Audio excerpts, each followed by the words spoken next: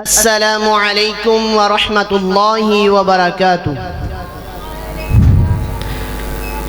وہ معزز تھے زمانے میں مسلمان ہو کر، وہ معزز تھے زمانے میں مسلمان ہو کر، ہم ذلیل و خوار ہوئے تارک قرآن ہو کر۔ سامعین حضرات، میں اپنی طرف سے، اپنی انتظامیہ کی طرف سے دل کی اتھاہ گہرائیوں سے اہلا و سہلا مرحبا کہتا ہوں۔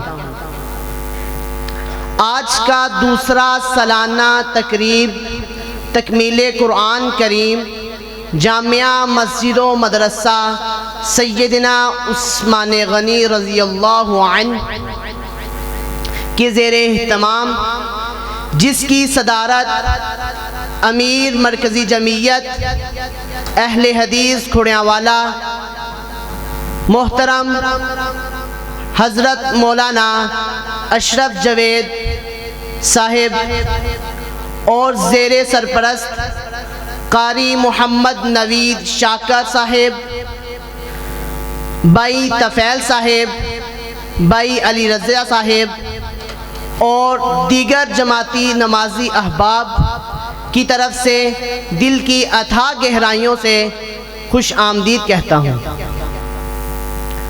آج کا دوسرا سالانہ تقریب تکمیل قرآن کریم کا آغاز تلاوت قرآن پاک سے کرتا ہوں۔ تلاوت کے لیے میں دعوت دیتا ہوں جامعہ کے طالب علم کو، وہ تشریف لائیں اور تلاوت قرآن کریم سے ہمارے دلوں کو معطر فرمائیں۔ عبداللہ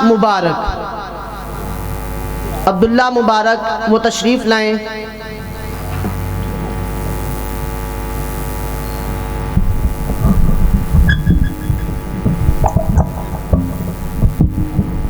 السلام علیکم ورحمۃ اللہ وبرکاتہ۔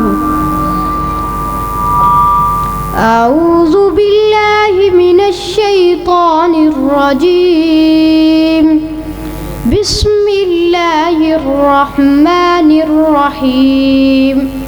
یا ایھا الذین آمنوا لا تکونوا کالذین آذوا موسى فبرأه الله مما قالوا وكان عند الله وجيها۔ يا أيها الذين آمنوا اتقوا الله وقولوا قولا سديدا يصلح لكم أعمالكم ويغفر لكم ذنوبكم، ومن يطع الله ورسوله فقد فاز فوزا عظيما۔ إنا عرضنا الأمانة على السماوات والأرض والجبال فأبين أن يحملنها وأشفقن منها وحملها الإنسان إنه كان ظلوما جهولا۔ ليعذب الله المنافقين والمنافقات